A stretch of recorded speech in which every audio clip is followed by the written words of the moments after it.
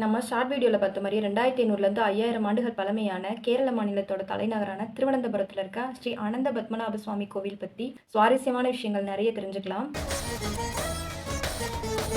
இந்த கோவிலில் நிறைய சிறப்புகள் இருக்கு. பணக்கார கடவுள் இருக்கிற கோவிலாகவும், அதே மாதிரி கலைநயமிக்க கட்டிடக்கலை பற்றியும் நிறைய சிறப்புமிக்க விஷயங்கள் புராண கதைகள்லாம் இருக்கு. அதே மாதிரியே இந்த கோவிலில் விஞ்ஞானத்தாலையும் அறிவியலாலையும் விளக்க முடியாத மர்மங்கள் இப்போ வரைக்கும் இருந்துட்டு தான் இருக்கு. அப்படி இந்த கோவில் என்ன மர்மம் இருக்குன்னா, கோவிலோட அடித்தளத்தில் திறக்கப்படாத 6 கதவுகள் இருக்கு. பல நூறு ஆண்டுகளா அதை திறக்கணும்னு யாரும் முயற்சி பண்ணலையா, பண்ணவங்களுக்கு அப்படி என்ன ஆச்சு அப்படின்னு நிறைய பரவலான விஷயங்கள் பேசப்பட்டுக்கிட்டு. இந்த கோவில திருவிதாங்கூர் அரசர் பரம்பரை தான் இப்போ வரைக்கும் நிர்வாகம் பண்ணிட்டு வர்றாங்க. இந்த கோவிலை திறக்கணும்னு யாருமே முயற்சி பண்ணலையான்னு கேட்டீங்கன்னா பண்ணாங்க. இப்போ கொஞ்சம் வருடங்களுக்கு முன்னாடி 2011ஆம் ஆண்டு இந்த கோவில் மேல இருந்த பற்று காரணமா முன்னாள் IPS அதிகாரியாகவும் உச்சநீதிமன்றத்தில் வழக்கறிஞராகவும் இருந்த DP சுந்தரராஜன் அவர்கள் உச்சநீதிமன்றத்தில் மனு கொடுக்குறாங்க. இந்த 6 கதவையும் திறந்து அதுல உள்ள சொத்து மதிப்பீட்டை கணக்கிட்டா பிற்காலத்துல எந்த பிரச்சனையும் வராதுன்னு சொல்றாங்க. அதை ஏத்துக்கிட்ட உச்சநீதிமன்றமும் உடனடியாக அந்த 6 கதவையும் திறக்கிறதுக்கு உத்தரவு போடுறாங்க. ஊர் பொதுமக்களும் கோவில் நிர்வாகமும் இந்த கதவுகளுக்கு பின்னாடி இருக்க மர்மத்தினால உலகத்துக்கு ஆபத்து வரும், திறக்க வேண்டாம்னு சொல்லி போராடி இருக்காங்க. ஆனாலும் உச்சநீதிமன்ற தீர்ப்புங்கிறதுனால அந்த கதவு திறக்கப்பட்டிருக்கு. இதுல A இருந்து F வரைக்கும் இருக்க இந்த 6 கதவுகள்ல B கதவை மட்டும் விட்டுட்டு மற்ற எல்லா கதவுகளும் திறக்கப்பட்டிருக்கு. காரணம் B கதவு வெளியில இருந்து பூட்டப்படல, உள்ள இருந்து பூட்டப்பட்டிருக்குன்னு சொல்றாங்க.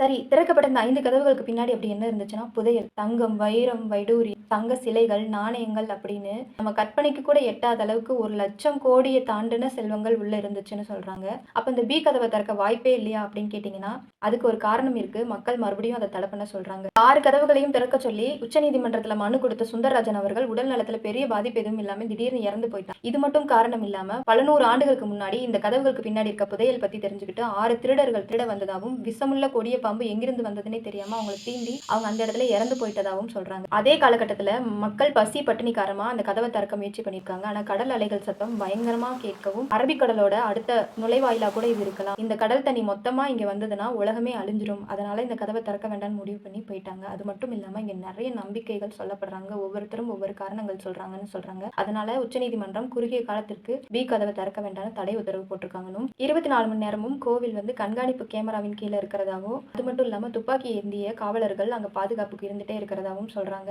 யாருக்கும் அந்த இடத்துக்கு போறதுக்கு அனுமதி இல்லை. கோவில் நிர்வாகத்தை சேர்ந்தவங்களை தவிர யாரும் அங்க போறதும் இல்லைன்னு சொல்றாங்க. இவ்வளோ டெக்னாலஜி, இவ்வளோ மிஷினரிஸ் வந்தாலும் அந்த டோரை ஓப்பன் பண்ணக்கூடாதுன்னு அந்த மக்கள் கான்ஃபிடென்ட்டாக சொல்லிட்டு இருக்காங்க. அப்படி அந்த B வாலெட்டுக்குள்ள என்னதான் இருக்கு? ஒருவேளை அதீத தெய்வ சக்தி உள்ளதான் இருக்குமோ? இல்லைன்னா இந்த 5 கதவை விட அதிகமான புதையல் அந்த கதவுக்குள்ள இருக்குமோ? அப்படி இல்லைன்னா இந்த உலகத்தை அழிக்கக்கூடிய ஏதோ ஒரு விஷயம் உள்ளுக்குள்ள இருக்குமோ? அடுத்து மனிதர்கள் வாழக்கூடிய உலகம் அந்த பக்கத்து இருக்குமோ? இல்லைன்னா மருத்துவம், விஞ்ஞானம் சார்ந்த வளர்ச்சி பற்றி ஏதாவது அங்கே குறிப்புகள் இருக்குமோ? இந்த மாதிரி என்ன வேணாலும் அந்த கதவுக்கு பின்னாடி இருக்கலாம். ஒருவேளை B கதவு திறந்தா உலகத்துக்கு நல்லதா கெட்டதா, அதுக்குள்ள என்ன இருக்கும் அப்படின்னு நீங்க என்ன கெஸ் பண்ணீங்க அப்படின்னு மறந்துடாம கமெண்ட்ல சொல்லுங்க. எல்லாரும் தெரிஞ்சு கீப் சப்போர்ட்டிங்.